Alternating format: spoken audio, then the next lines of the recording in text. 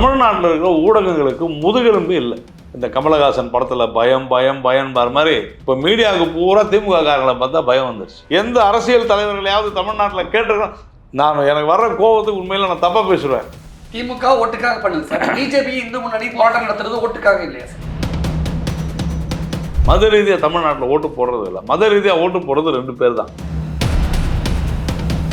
நீங்கள் வேற 32 ஆண்டு கால அடக்குமுறை ஆட்சி நடத்தியது மேற்கு வங்காளத்தில் கம்யூனிஸ்ட். இன்னைக்கு சீனா என்ன கம்யூனிஸ்ட் நாடா? கம்யூனிசம்னு சொன்னாலே அது வந்து அடக்குமுறை தாங்க. ஈவேரா சேர்த்து வச்ச சொத்தை பாதுகாக்கணும்னா இந்து கடவுளை திட்டிக்கிட்டே இருக்கணும், அது வரைக்கும் நம்ம ஜாலியாக இருக்கலாம் நினைக்கிறது வீரமணி. அப்படியெல்லாம் செய்தும் கூட பல பேரை கொன்று குவித்தும் கூட இந்துக்களுடைய பெருந்தன்மை சகிப்புத்தன்மையின் காரணமாகத்தான் அங்கே அதை அனுமதித்தார்கள். அந்த இடத்தை என்னுடையது என்று கூறுவதும் அந்த இடத்துல இந்துக்கள் அங்கே தீபம் ஏற்றக்கூடாது என்று சொல்லுவதும் எந்த விதத்தில் நியாயம்? அதை மதவாதம் என்று சொல்ல துணியாதவர்கள் இருந்து என்ன பயன்னு கேட்குறான். சனாதன தர்மத்தை அழிப்பேன்னு சொன்னாரா இல்லையா? சனாதன தர்மம் என்றாலும் இந்து மதம் என்றாலும் ஒன்று தான். பொதுவான முஸ்லீம்கள்னு உங்களால் சொல்ல முடியுமா? ஏங்க இதே மாதிரியே வந்து பிரிச்சு பேசுறீங்க? சனாதனமும் முருகனும் ஒண்ணுதான், இதுதான் உங்களுடைய பார்வை. சனாதன தர்மம் என்பது அதுதான் சார். முருகர் சனாதன சக்தி தான். அதை ஒழிப்புன்னு சொல்ற எல்லாருமே முருகனை ஒழிப்புன்னு சொல்றது தான் அர்த்தம். நான் வீரமணியை முட்டாள்னு சொன்னா நினைச்சிக்க மாட்டாங்களா? அப்படி சொல்லாதீங்க. நான் என்ன சொல்றேன், சேகர் பாபு என் நல்ல நண்பர் என்கிட்ட பர்சனலாக சொல்றேன். நான் வந்து எல்லா கோயிலுக்கு போவேன், பக்தர். அப்படிப்பட்ட ஒரு நபர் கொதித்தெழுந்திருக்க வேண்டாமா சார்? ஒரு மதத்தை குறை சொல்லாது இருப்பதுக்கு பெயர் தான் மத சார்பின்மை. Be right sunflower oil. Right on a taste, right on a life. வணக்கம் சார். வணக்கம். திருப்பரங்குன்றத்தில் போராட்டம் நடத்திய இந்து முன்னணி கட்சியினரும் பிஜேபியும் என்ன சாதிச்சிட்டாங்க? ஒரு சட்டத்திற்கு புறம்பாக நடந்து கொள்பவர்களை ஆதரிப்பவர்களை வெளிக்கொண்டு வந்து அவர்களை உலகத்திற்கு அடையாளம் காட்டியது இந்து முன்னணியும் பாஜகவும். இன்னும் உங்களுக்கு பிரச்சனை? நான் அமைச்சர் சேகர்பாபு என்ன சொல்றாருன்னா, இந்த போராட்டமே தேவையில்லாத ஒரு போராட்டம், தமிழக அரசுக்கு கெட்ட பேரை ஏற்படுத்துறது முயற்சியில தான் இந்த போராட்டமே அவங்க முன்னெடுக்கிறாங்க அப்படின்னு பிஜேபி மீது ஒரு பகிரங்கமான. சேகர்பாபுக்கு ஒரு விஷயம் தெரியலங்க. அவர் வந்து இந்து அறநிலையத்துறை அமைச்சராக இருக்கிறார். அரசு நிர்வாகம்தான் அங்கு அந்த திருப்பரங்குன்றம் மலையில் கோழி பலியிடக்கூடாது, ஆடு பலியிடக்கூடாது, அசைவ உணவு பொருட்களை எடுத்து செல்லக்கூடாது அப்படின்னு உத்தரவு போட்டிருப்பதே அந்த நிர்வாகம் தான், அந்த துறையினுடைய நிர்வாகம் தான். அப்படி இருக்கும்போது சேகர்பாபு எப்படி பேசுவார்? அப்போது there is a communication gap. இல்லை என்று சொன்னால் இஸ்லாமியர்களுடைய ஓட்டு வங்கிக்காக அவர்கள் பேசுகிறார்கள், இவ்வளோதான். மலிவான மதவாத அரசியலை முன்னெடுத்து கொண்டிருக்கிறார்கள் திமுகவினர். ரொம்ப சிம்பிள். இதுக்கு பேர் தான் கம்யூனல் பாலிடிக்ஸ், மதவாத அரசியல். ஆனால் இந்துக்களே அனைவரும் ஒன்று சேருங்கள், இது மாதிரி திருப்பரங்குன்றத்தை மீட்போம் அப்படின்னு இந்து முன்னணி வந்து போஸ்ட் போட்டு இது பண்ணியிருக்காங்க. இந்துக்களுக்கு அணி திரட்டுற அளவுக்கா இந்துக்களுக்கு தமிழ்நாட்டில் பாதுகாப்பு இல்லை? கண்டிப்பாக தமிழ்நாட்டில் இந்துக்களுக்கு பாதுகாப்பு இல்லை தான். அதாவது மத வழிபாட்டின் மேலே நம்பிக்கை இருக்கக்கூடிய, அது எந்த மதமாக இருந்தாலும் சரி, அவர்களை புண்படுத்துகிறது இந்த திராவிட மாடல் என்று மார்த்தட்டி கொள்கிற திமுக அரசு. வழிபாட்டு உரிமை என்பது யாருக்குமே மறுக்கப்படக்கூடாது, அது அடிப்படை உரிமை. ஆனால் அதையும் மீறி செயல்பட்டு கொண்டிருக்கிறது திராவிட முன்னேற்ற கழகம். அதற்கு திருப்பரங்குன்ற மலையை நம்ம உதாரணமாக எடுத்துக்கலாம். அங்கே கார்த்திகை தீபத்தில் தீபத்தூணில் தீபம் ஏற்ற வேண்டும். நீதிமன்றம் ஏன் நீதிமன்றத்துக்கு போச்சு? அங்கே இஸ்லாமியர்கள் அங்கே ஏற்றக்கூடாது என்று சொல்கிறார்கள். ஆனால் நீதிமன்றம் அதை விசாரித்து ஏற்றலாம் என்று தீர்ப்பு வந்த பிறகும் இன்று வரையிலும் அங்கே ஏற்றவிட மறுப்பது என்ன காரணம்? இஸ்லாமியர்கள் ஆட்சேபனை தெரிவிக்கிறார்கள் என்ற ஒரே காரணத்திற்காக சட்டம் ஒழுங்கு பிரச்சனை ஏற்பட்டுவிடும். எப்படி சட்டம் ஒழுங்கு பிரச்சனை ஏற்படும்? நீதிமன்றம் சொன்ன பிறகு சட்டம் ஒழுங்கு பிரச்சனை எப்படி ஏற்படும்? அப்போ இதிலிருந்து உங்களுக்கு தெரிகிறதா இல்லை, இது மதவாத அரசு. ஒரு மதத்திற்கு எதிராகவும் ஒரு மதத்திற்கு ஆதரவாகவும் நடந்து கொள்ளும் மிக மோசமான திராவிட மாடல் அரசு. அதுதான் நம்ம சொல்றோம். இந்துக்களே அனைவரும் ஒன்று சேருங்கள் அப்படின்னா இந்துக்களுக்கு எதிராக கிறிஸ்டின்ஸ் ஏதோ பண்றாங்களோ, முஸ்லீம்ஸ் ஏதோ பண்றாங்களோங்கிற கேள்வி இருக்குல்ல சார்? நம்முடைய உரிமைகளை, நம்முடைய உணர்வுகளை, ஒரு கோவிலில் ஆகம விதிப்படி நடக்கக்கூடிய கோவிலில் அங்கு சென்று ஆடு கோழிகளை பலியிடுவது என்பது அங்கே ஏற்றுக்கொள்ள முடியாத ஒரு விஷயம். ஏனென்று சொன்னால் அறுவடை வீடுகளில் முதல் வீடு. அப்போது அந்த இடத்துல முருகப்பெருமானுக்கு சொந்தமான அந்த இடத்துல, இந்துக்களுக்கு சொந்தமான அந்த இடத்துல ஏற்கனவே அங்கே இருக்கக்கூடிய அந்த தர்காவானது நியாயமற்ற முறையில் கொண்டு வரப்பட்டது. ஆனாலும் இந்துக்களுடைய சகிப்புத்தன்மை மற்றும் பெருந்தன்மையின் காரணமாகத்தான் அந்த தர்காவில் இவர்கள் அங்கே சென்று வழிபாடு நடத்துவதாக சொல்கிறார்கள். இவ்வளவுதான் விஷயம். ஆனால் அதையும் தாண்டி இது நாங்கள் தான் இதை இப்படித்தான் செய்வோம் என்று சொல்வது இந்துக்களை, இந்து மக்களுடைய வழிபாட்டு முறைகளை, உணர்வுகளை, நம்பிக்கைகளை சிதைக்கும் செயல் என்பது சாதாரண குழந்தைக்கு கூட புரியும். ஆனால் அதை மீறி ஒரு மக்களவை உறுப்பினரும் ஒரு சட்டமன்ற உறுப்பினரும் நாங்கள் அப்படித்தான் செல்வோம் என்று சென்ற போது வேடிக்கை பார்த்து கொண்டிருக்கிறது காவல்துறை என்று சொன்னால், யார் நியாயமாக நடந்து கொண்டாலும் அதை தட்டி கேட்பார்கள். அதைத்தான் இந்து முன்னணியும் பாரதிய ஜனதா கட்சியும் செய்தது. அங்க இருக்கக்கூடிய அந்த சிக்கந்த தர்காவில் ஆடு கோழியெல்லாம் பலியிட்டதுக்கு அல்லது அதை உரிச்சு சமைக்கிறதுக்கான அந்த சமையல் கூடமெல்லாம் அங்க இருக்குது. அந்த பகுதியில் இருக்கக்கூடிய இந்து மக்களே நேர்த்தி கடனுக்காக வேண்டிக்கிட்டு ஆடெல்லாம் அப்படிலாம் ஒரு கதையை இப்ப கிளப்பி விட்டுருவாங்க. அவ்வளவுதான் விஷயம். நான் என்ன சொல்றேன், ஒருவேளை போட்டோலாம் காமிக்கிறாங்க, சமைக்கக்கூடிய ஆடு கட்டி தொங்க விட்டு உரிப்பாங்கல்ல அந்த இடத்துக்கு. நான் என்ன சொல்றேன், ஒரு வேலை அப்படி செஞ்சிருந்தா கூட அது தவறு. இத்தனால ஏன் தவறை நீங்க தொடர்ந்து செய்வீங்க. நான் செஞ்சேன், நான் செய்யலைங்க, அதனால கேட்கல, அவ்வளவுதான். இப்ப நீங்க சொல்றதுனால இது பதில் சொல்றேன். அந்த மாதிரிலாம் எதுவும் நடக்கலன்னு நான் சொல்றேன். இல்ல நடந்துச்சுன்றீங்க, சரி நடந்ததாக வச்சுப்போம். தவறு நடந்துச்சு, திருத்திக்க மாட்டீங்களா? தவறுனா திருத்திக்கலாம் சார், அவ்வளவுதான். அதை வச்சு மதத்தை அடிப்படையா வச்சு மக்களை பிஜேபி பிரிக்க நினைக்குது. யார் செய்வது? சரி, அப்போ நீ உயர்நீதிமன்றம் தீர்ப்பு கொடுத்துச்சா இல்லையா? தீபம் ஏன் ஏற்ற மறுக்கிறீங்க? பதில் சொல்லுங்க. இவ்வளவு கேள்வி கேட்குறீங்க, யாருன்னா ஒருத்தர் போய் கேள்வி கேட்க வேண்டியதான். எல்லாமே தமிழ்நாட்டில் இருக்கிற ஊடகங்களுக்கு முதுகெலும்பு இல்லை. ஏன் சொல்றேன், இப்ப இவ்வளவு கேள்வி கேட்கறீங்க. ஊடகம் தானே சார்? அருள்வலன், யாராவது ஒரு சேனலோ சேட்டலைட்டோ யூடியூபோ இதே நவாஸ்கனி கிட்டயோ அப்துல் சமது கிட்டயோ கேள்வி கேட்டாங்களா? தீபத்தை ஏற்க ஏன் நீங்கள் எதிர்ப்பு தெரிவிக்கிறீர்கள் கேட்டீங்களா? சார் சத்தியமா கேட்கல. இது வரைக்கும் அவங்கள கேட்கலங்க. நான் நிறைய இன்டர்வியூ தான் வந்துருச்சு, எல்லா சேனல்ல தான் பேசுறாங்க. அப்போ இப்போ நீங்க இந்த கேள்வி பதிவு பண்ணிருக்கீங்க சார். என்னோட அடுத்த இன்டர்வியூல கண்டிப்பா நான் இந்த கேள்வி நாங்க சொல்லி தான் உங்களுக்கு தெரியும். ஏன் இது செய்யறாங்கன்னு கேட்டீங்கன்னு சொன்னீங்கல்ல, இதுக்காக தான். இது முக்கியமான குற்றச்சாட்டை சொல்றீங்க.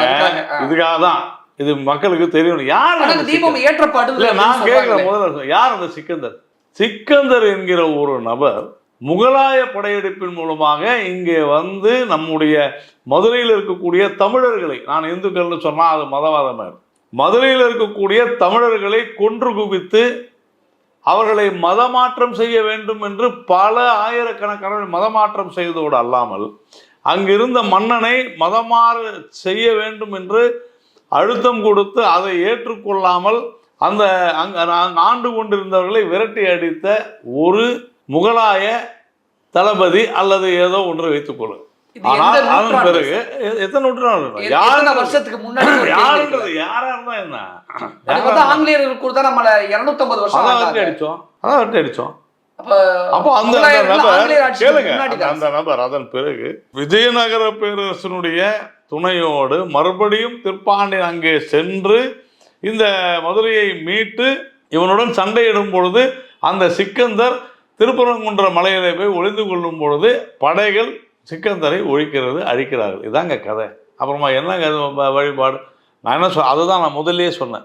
இதுக்குள்ளே நான் ஏன் இப்போ போகிறேன்னா காரணம் இருக்குது. நான் இது எனக்கு அவசியம் இல்லை, ஆனாலும் ஏன் போகிறேன்னா, அப்படியெல்லாம் செய்தும் கூட பல பேரை கொன்று குவித்தும் கூட இந்துக்களுடைய பெருந்தன்மை சகிப்புத்தன்மையின் காரணமாகத்தான் அங்கே அதை அனுமதித்தார்கள். யாராவது போய் இது வரைக்கும் அதெல்லாம் சொன்னாங்களா? இல்ல. உங்களுடைய பார்வை சார். ஆனா இஸ்லாமியர் என்ன சொல்றாங்க, சிக்கந்தர் அங்கதான் வாழ்ந்து மறைந்தாரு, அதனால அங்க அவருக்கு தர்கா அப்படிங்கிற மாதிரி சொல்றாங்க. வரலாறு இது அவங்களுடைய பார்வைன்னு சொல்றாங்க. தவறு. அப்புறம் அப்ப உங்களுடைய பார்வையை அவங்க தவறுன்னு சொல்லுவாங்க. வரலாறு சொல்றது தான் நான் சொல்றேன். இதை நான் இல்லைன்னு மறுக்க சொல்லுங்க யாரையாவது. அப்படி இல்லை. நான் என்ன சொல்றேன் சார், முகலாயர்களோ ஆங்கிலேயர்களோ இங்கே இருந்தவர்கள் நம்மவர்கள் கிடையாது. இன்றைக்கும் இங்கே இருக்கக்கூடிய இஸ்லாமியர்கள் பல நூற்றாண்டுகளுக்கு முன்னர் அவர்களுடைய குடும்பங்கள் மதமாற்றப்பட்டவர்கள் தான். யாருக்குமே அவங்களுக்கே கருத்து வேற்றுமை இருக்காது. நான் இஸ்லாமியர்களுக்கு எதிராகவோ கிறிஸ்தவர்களுக்கு எதிராகவோ பேசல.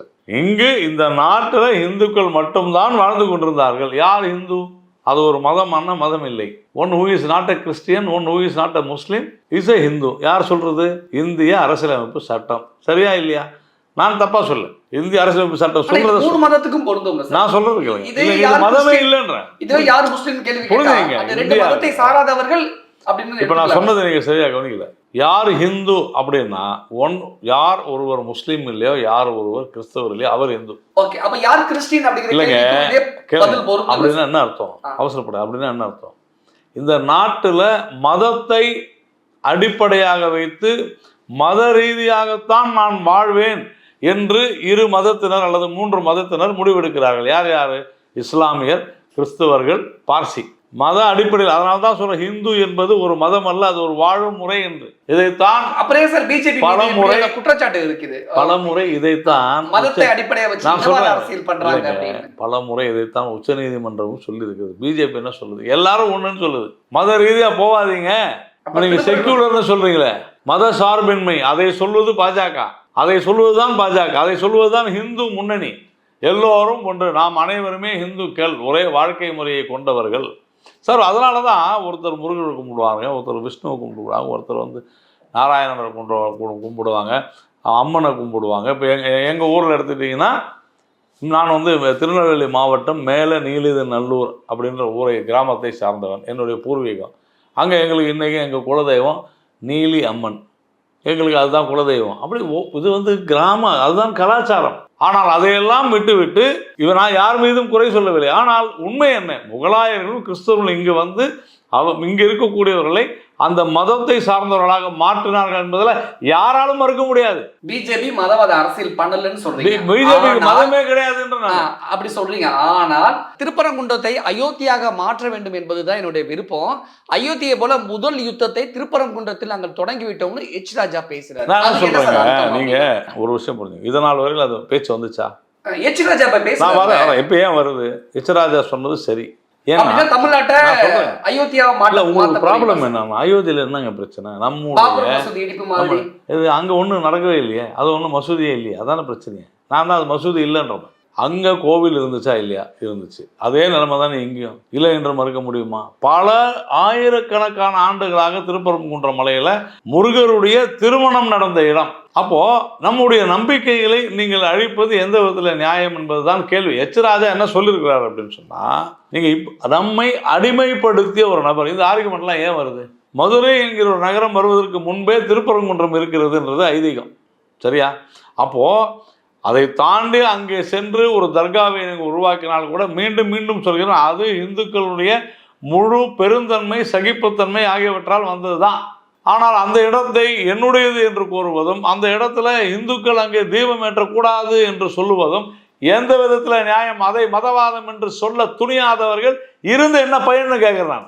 என்ன அரசியல் அது? யார் மதவாதி? எச் ராஜா பேசுறது மதவாதம் இல்லை, நாராயணன் பேசுறது மதவாதம் இல்லை. ஆனால் அங்கு இந்துக்கள் கார்த்திகை மாதத்துல தூணில் தீபம் ஏற்றக்கூடாது என்று சொல்வது தானே மதவாதம். காவல்துறை என்ன சட்ட ஒழுங்கு பிரச்சனை வருமா? என்ன பிரச்சனை வரும்? நீதிமன்றம் சொன்ன பிறகு அதை நிறைவேற்ற வேண்டிய பொறுப்பில் இருக்கக்கூடிய காவல்துறை என்ன பிரச்சனை வரும்? ஏன் சொல்லுதுன்னா, ஐயோ அப்புறம் இது முஸ்லீம் ஓட்டு போட மாட்டாங்க. என்ன சார் இது?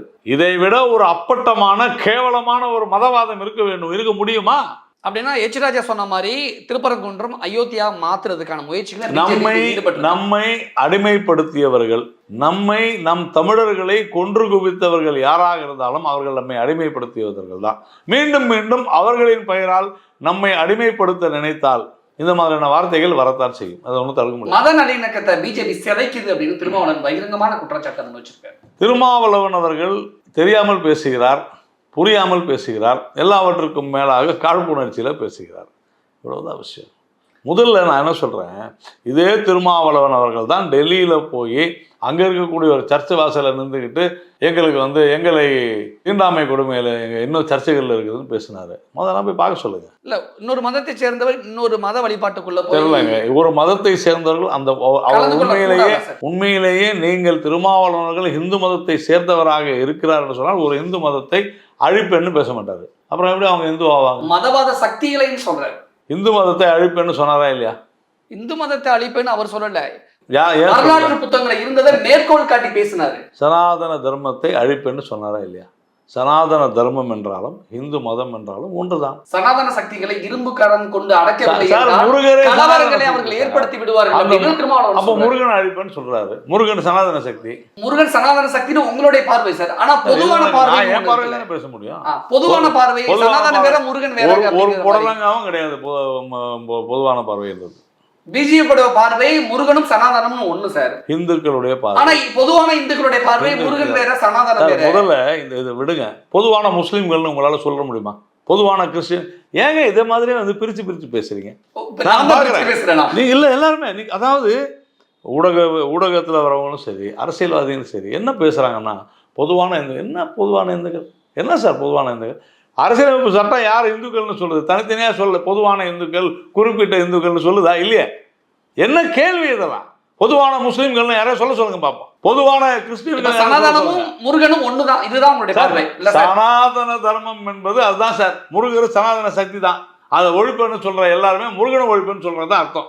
அப்புறம் பிஜேபி தமிழ்நாட்டில் ஆட்சியை பிடிக்க முடியல. அதனால மதத்தை அடிப்படையை வச்சுதான் இப்படியான விஷயங்கள்லாம் அவங்க கலந்துக்கிறாங்க. ஆட்சியை பிடிக்க வேண்டும் என்று சொன்னால் சிறுபான்மை மக்களுடைய இஸ்லாமியர்களுடைய கிறிஸ்தவர்களுடைய ஒட்டுமொத்தமாக அவர்கள் ஓட்டு போடுவதால் அந்த வாக்குகள் வேண்டும் என்று மதவாத வெறியோடு அலைகிற அவர்களை பார்த்து கேளுங்கள். யார் மதத்தை வைத்து அரசியல் செய்வது யார் என்று புரிந்து கொள்ளுங்கள். நீங்க யார சார் சொல்றீங்க? திமுக, காங்கிரஸ், விடுதலை சிறுத்தைகள், வேற யாரு? கம்யூனிஸ்ட், இவங்கெல்லாம் மதவாத சக்திகள் தான். நீங்க காங்கிரஸ் சொல்றீங்க. ஆனா காங்கிரஸ் கட்சியை சேர்ந்தவங்க நாகூர் தர்கால போயிட்டு அண்ணாமலைக்கு எஜ்ராஜாவுக்கு நல்ல புண்ணிய கோடுன்னு சொல்லிட்டு அங்க போய் பிரார்த்தனை பண்ணிட்டு வராங்க. நான் சொல்றது அதுவே தப்புன்ற. நீங்க அப்போ ஒரு மதத்தின் அடிப்படையில் போகாதீங்க சார். ஒரு மதத்தை குறை சொல்லாது இருப்பதுக்கு பெயர் தான் மத சார்பின்மை. நல்லா புரிஞ்சுங்க. மத சார்பின்மைன்னு என்ன? ஒரு அரசாங்கம் எந்த மதத்தையும் சார்ந்து நடக்கக்கூடாது. இதுதான் சார் மத சார்பின்மை. வேற ஒண்ணுமே கிடையாது. எல்லா மதத்தையும் நான் போவேன். நான் வந்து என்னுடைய நம்பிக்கையின் அடிப்படையில் நான் என் வழிபாட்டை மேற்கொள்கிறேன். ஆனால் நான் எந்த காலத்திலும் ஒரு இஸ்லாமியனுடைய மத நம்பிக்கைகளில் அவருடைய வழிபாடுகள் நான் தலையிட மாட்டேன்.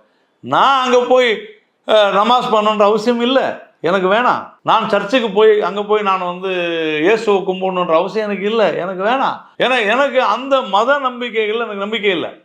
எனக்கு ஹிந்து வழிபாட்டு முறைகளில் கலாச்சாரத்தில் நம்பிக்கை இருக்கு, நான் செய்கிறேன். ஆனால் அவர்களை குறை சொல்லவில்லை, அவர்கள் ஏற்றுக்கொண்டிருக்கக்கூடிய விஷயம். ஆனால் அவர்களை தாஜா செய்வதற்காக நான் என்னுடைய நம்பிக்கையை புறந்தள்ளி விட்டு அல்லது மறைத்து விட்டு அங்கு போய் நான் நடிக்கிறதுலாம் என்னால முடியாது. ஆனா இந்த திருப்பரங்குன்ற பிரச்சனை கிளப்பினதே அண்ணாமலை தான். அண்ணாமலையோட தலைவர் பதவிக்கு ஆபத்து இருக்கு. அதனாலதான் சின்ன விஷயத்தை கூட பிரச்சனையா ஊதி யாராவது இப்படி பேசினா அவங்க முட்டாள்கள்னு சொல்லுவாங்க. திராவிட கழக தலைவர் கி வீரமணி தான் இந்த குற்றச்சாட்டு சொல்லியிருக்காரு. பாருங்க, நான் முட்டாள்னு அவர் சொல்ல. யாராவது பேசினா நீங்க வந்து வீரமணின்றீங்க சொன்னது அவர் மக்கள் நினைச்சுப்பாங்க. நான் வீரமணியை முட்டாள்னு சொன்னதை நினைச்சுக்க மாட்டாங்களா? அப்படி சொல்லாதீங்க. நான் என்ன சொல்றேன், நான் என்ன சொல்றேன், இந்த பிரச்சனை எங்கிருந்து கிளம்பி, அதான் நான் முதலே சொன்னேன், அண்ணாமலை கிளப்பி விட்டார் அப்படின்னு வீரமணியோட குற்றச்சாட்டு. சார், அரசாங்கம் ஒரு உத்தரவு போடுது. என்னன்னு, அங்கு நீங்கள் அசைவ உணவுகளை எடுத்துட்டு வரக்கூடாது, ஆடு கோழியை சமைக்கக்கூடாது, பலியிடக்கூடாது அப்படின்னு சொல்லுது. அதை இஸ்லாமியர்கள் எதிர்க்கிறார்கள். இல்லவே இல்லை, கிடையவே கிடையாது. பாருங்க, தெரியாம பேசக்கூடாது. நான் அதான் முதல்ல சொன்னேன், இல்லைன்னு நான் சொல்றேன். அதன் பிறகுதான் நாம அதை வந்து அதுக்கு தான் இஸ்லாமியர்கள் எதிர்ப்பு தெரிவிக்கிறாங்க. அதை எதிர்ப்பு தெரிவிக்கும் பொழுது தான் என்ன ஆகுது, நாங்கள் எடுத்துகிட்டு போவோன்றாங்க. ஒரு மக்களவை உறுப்பினர் போகிறோம். நான் என்ன சொல்கிறேன், மக்களவை உறுப்பினர் ஓப்பனாக இந்த மாதிரி மதவாத மோதலை உருவாக்கலாமா? காவல்துறை அவர்களுக்கு அனுமதி கொடுத்து விட்டு இந்து முன்னணி வந்து ஒரு போராட்டம் செய்ய வேண்டும், ஆர்ப்பாட்டம் செய்ய வேண்டும் என்றால் அதை போய் தடுப்பது எதனால்? 144 சார், வெக்கமா இல்லை உங்களுக்கு? ஒரு சிறிய போராட்டத்துக்கு 144 போடுவீங்களா? கோர்ட்டு கேக்குது சார். 144 தாண்டி தான் நீங்க போராட்டம் நடத்திட்டு வந்திருக்கீங்க. இல்ல, கோர்ட்டு சொல்லி நடத்தணும் சார். 144லையும் shame on this government. Court கேக்குது, எப்படியா 144 இதுக்கு போடுவீங்க? ஒரு பிரச்சனைக்காக 144 போடுவீங்களா நீங்க? இந்த ஆர்ப்பாட்டத்திற்காக 144, அதுவும் மதுரை 144 யார் பண்ணணும் சொல்லுங்க? மாவட்ட ஆட்சியர். அப்புறமா காரைக்குடியில் இருக்கிற எஜ்ராஜாவை எப்படி கைது பண்ணுவாங்க? எங்கள் சிவிலிபுத்தூரில் இருக்கக்கூடிய எங்கள் மாவட்ட தலைவர் சரவணராஜா எப்படி கைது பண்ணுவாங்க? இப்போ விருதுநகர் இருக்கக்கூடிய பாண்டரங்கன் எப்படி கைது பண்ணுவாங்க? மத மோதல் வந்துடக்கூடாதுன்னு அரசுக்கு ஒரு சார், நீங்கள் சட்டத்தின் வழி நடத்துறீங்களா? என்ன நடத்துறீங்க? உத்தரவு போட்டது யாரு? டிஜிபி மதுரை இருக்கலாம்லாம் இல்லை, கரெக்டாக சொல்லுங்க. மதுரை மாவட்ட தலைவர் போறாரு. நீங்க எப்படி விருதுநகர் மாவட்ட ஆட்சியர், நீங்க எப்படி விருதுநகர் ஆட்சியர் எப்படி இதில் தலையிட முடியும்? எப்படி சிவகங்கை ஆட்சியர், சிவகங்கை போலீஸ் எப்படி வரும்? சட்டம் ஒழுங்கை காப்பாற்றக்கூடிய போலீஸ் இருக்குது. 96 வழக்கு இருக்குது. எவ்வளவு நாள்ல? 39 நாள்ல. இன்னைக்கு 97 98 வந்திருக்கும். நேத்து கணக்கு சொல்றேன். எதுக்கு? பெண்கள் குழந்தைகள் மீதான வன்முறை. இந்த 96 நாள்ல, இந்த வருடம் மட்டுமே இவ்வளவு 38 நாள்ல 96 வழக்கு. அதான் காப்பாத்துறதுக்கு. நீங்க அதையெல்லாம் விட்டுட்டு யார் எங்கே போகிறாங்க, யார் இப்போ ஃபேஸ்புக்கில் என்ன போடுறாங்க, ட்விட்டரில் என்ன போடுறாங்க, அவங்கள கைது பண்ணுறது, இதே தான் இந்த போலீஸுக்கு வேலையாக இருக்குது. ஹவுஸ் அரெஸ்ட் பண்ணுறாங்க சார். அப்படிப்பட்ட ஒரு சர்வாதிகார பாசிச அரசாங்கம் நடத்தி கொண்டிருக்கிறது Dravida Munnetra Kazhagam. House arrest, H Raja house arrest, Saravanaraja house arrest, ஸ்ரீவில்லிபுத்தூரில் நம்ம எல்லாரையும் ஹவுஸ் அரெஸ்ட்டு, எங்கள் வன்னியராஜன் விருதுநகரில் அவர் ஹவுஸ் அரெஸ்ட்டு. என்ன நடக்குது? உங்களால் ஒழுங்காக ஒரு விஷயத்தை பார்க்க முடியல, கண்ட்ரோல் பண்ண முடியலன்னு செய்யாதீங்க, விட்டு வெளியேறுங்கன்ற. நான் இந்து அறநிலையத்துறை ஆலயங்களை விட்டு வெளியேறட்டும். இது கூட பாதுகாக்க முடியல. முதல் நபராக சேகர் பாபு என் நல்ல நண்பர், அவரும் என்கிட்ட பர்சனலாக சொல்கிறேன், நான் எல்லா கோயிலுக்கு போவேன், பக்தர். அப்படிப்பட்ட ஒரு நபர் கொதித்தெழுந்திருக்க வேண்டாமா? எப்படி இங்கே நீங்கள் இதை கொண்டு வரலாம்னு கேட்கணுமா வேணாமா? அவர் நவாஸ்கனி போய் ஜாலியாக போய் உட்காந்து சாப்பிட்டு வருவார். ஒரு தொலைக்காட்சியில் பேட்டி வேறு கொடுக்குறாரு. அந்த பக்கம் நவாஸ்கனி ஒரு பேட்டி கொடுக்குறாரு, இந்த பக்கம் சட்டமன்ற உறுப்பினர் என்னுடைய இன்னொரு நண்பர் ஆளூர் ஷானவாஸ் அவர் ஒரு பேட்டி கொடுக்குறாரு. என்னென்னலாம் பேசுகிறாங்க சார். மத அடிப்படையில், மத ரீதியாக மத கலவரத்தை தூண்டும் வகையில் பேசுகிறார்கள். அவர்களை எல்லாம் ஒன்றும் கேட்காத திராவிட மாடல் திமுக அரசு மதவெறியை தூண்டுற மாதிரி அப்படி என்ன சார் பேசி நிறைய பேசுனாங்க. நாங்கள் அப்படி தான் செய்வோம், அப்படி தான் போவோம், உங்களுக்கு என்ன போகக்கூடாதுன்னு அரசாங்கம் சொல்லிடுச்சு, இல்லை விட்டுற வேண்டியது தானே. அதான் கேட்குறேன். உங்களுடைய கூட்டணி தோழமை அரசு தானே, அதை தாண்டி ஏன் போய் நீங்கள் பேசுகிறீங்க? பேசக்கூடாது. சட்டமன்ற உறுப்பினர் அப்துல் சமது போய் பேசுகிறாரு. நீங்கள் என்ன வேணாலும் செய்வீங்களா? கார்த்திகை தீபாங்க ஏங்க இந்த கேள்வி இது வரைக்கும் யாராவது எந்த அரசியல் தலைவர்களையாவது தமிழ்நாட்டில் கேட்டிருக்கோம்? எனக்கு வர்ற கோபத்துக்கு உண்மையில் நான் தப்பாக பேசுவேன்.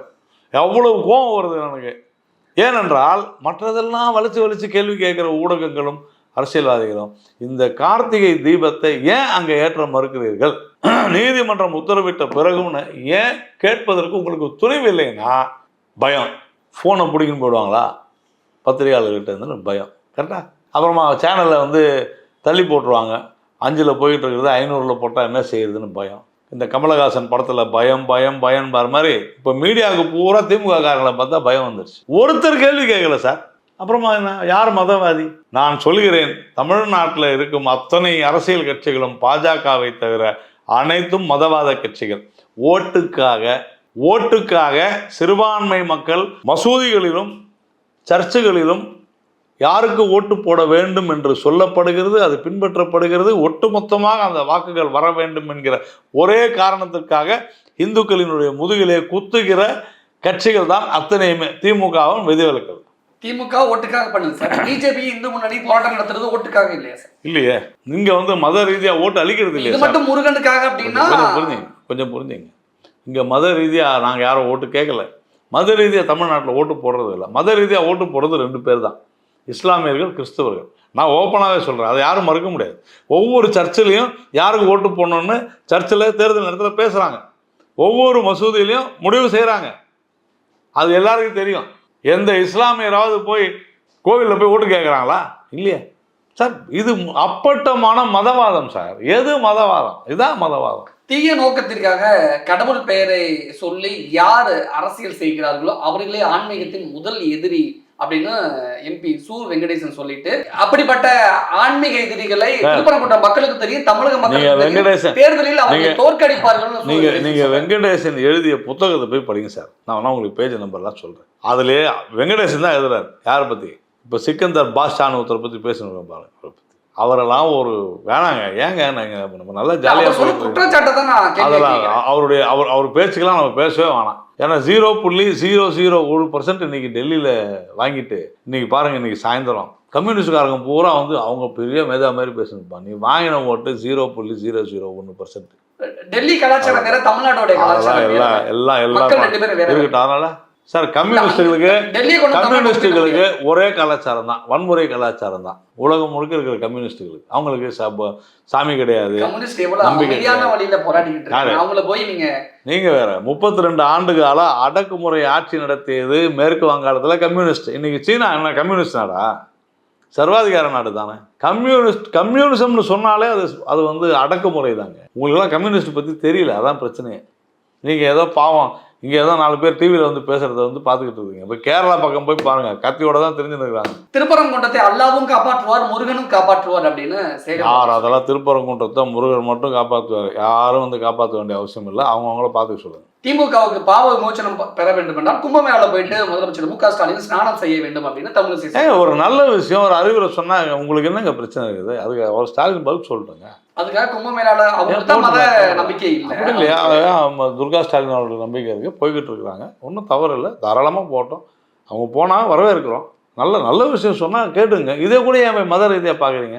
அப்ப இது அரசியல் கிடையாதா? இதுல என்ன அரசியல்? ஒரு முதலமைச்சரை போய் இப்படி எல்லாம் நக்கல் பண்ணி பேசுறது தப்பா சொல்றீங்க. கும்பமேளாவில் எத்தனை கோடி பேர் கலந்துக்கிறாங்க? நம்ம நாட்டினுடைய பிரதமர் கடவுளை இல்லைன்னு சொல்றவங்க தானே. இல்லையா? 1.5 குலம் ஒருவனே தேவன் சொல்லிட்டாங்க. அப்புறம் கடவுள் யார் சொன்னது உங்களுக்கு? திமுக கடவுள் இல்லை அப்படின்னு சொன்னது திகாரங்க சொன்னாங்க.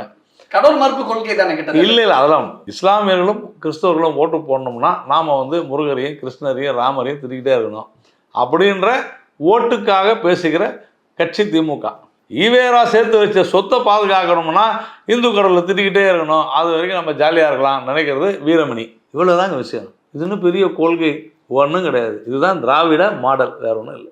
திருப்பரங்குன்ற விஷயத்தில் நிறைவா பிஜேபிக்கு என்ன சார் வேணும்? திருப்பரங்குன்றம் விவகாரத்தில் இந்துக்கள் பொறுமையாக அமைதியாக ஒரு சகிப்புத்தன்மையோடு பல நூற்றாண்டு காலமாக நம்மை அடிமைப்படுத்திய நம் சொந்தங்களை கொன்று குவித்த ஒரு நபருக்கு அங்கு ஒரு நினைவாலயமோ தர்கா என்ற பெயரில் அமைச்சிருக்கிறாங்க. இதுவரையிலும் நாம் அங்கே யாரும் போகக்கூடாதுன்னு சொல்லலாம். ஆனால் அங்கு நம்முடைய கார்த்திகை மாதத்தில் நம்முடைய குன்றத்தில் தீபம் ஏற்றக்கூடாது என்று ஆட்சேபம் தெரிவித்து இன்று வரை கிட்டத்தட்ட 50-60 வருடங்களாக அதை வன்மையாக மறுத்து வருவது இஸ்லாமியர்கள். அதை முதல்ல அவங்க விலக்கி கொள்ள வேண்டும். ஏனென்றால் உயர்நீதிமன்ற தீர்ப்பும் இருக்கிறது. அதே போல அந்த திருப்பரங்குன்றம் குன்றம் அப்படின்னு சொல்வதே நம்ம ஒரு புனிதத்தன்மை வாய்ந்த ஒரு விவகாரம்.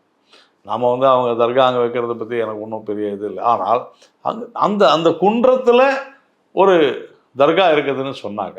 அந்த குன்றத்தினுடைய அதற்கு மதிப்பு கொடுத்து நீங்கள் அசைவ உணவுகளை எடுத்துகிட்டு போகாத இருக்கிறது நல்லது அப்படின்றது என்னுடைய கருத்து. ஏனென்றால் அது இந்துக்களுடைய மனதை புண்படுத்தும். அங்கே நான் போய் பலி கொடுக்குறேன்னு சொல்கிறதுல தேவையில்லாத வீண் பம்பைக்கு வருவதாகத்தான் நான் பார்க்கிறேன். அது அவசியமற்றது. என்னை பொறுத்தவரையில் மத ரீதியான நான் எந்த மதத்தையும் நான் குறை சொல்ல மாட்டேன். ஒரு சில இது போன்ற அடிப்படைவாதிகள் தான் வேண்டுமென்றே இந்த மதவாத பிரச்சனைகளை கிளப்பி விட்டு கொண்டிருக்கிறார்கள்.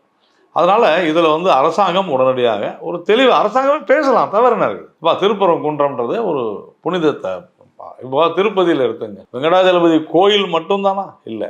திருப்பதியில் நீங்கள் திருப்பதி கார் ஏறும் பொழுதே அசைவ பொருட்களையோ சிகரெட்டோ இல்லை குவார்டர் பாட்டில் இருந்துச்சுன்னா உங்களை தூக்கி உள்ளே போட்டுருவாங்க. அவ்வளவு புனிதத்தன்மை. அந்த மாதிரி நீங்கள் இதையும் ஒரு புனிதத்தன்மை வாய்ந்த ஒரு இடமாக அறிவிப்பது நல்லது. யாரும் மறுக்கலை.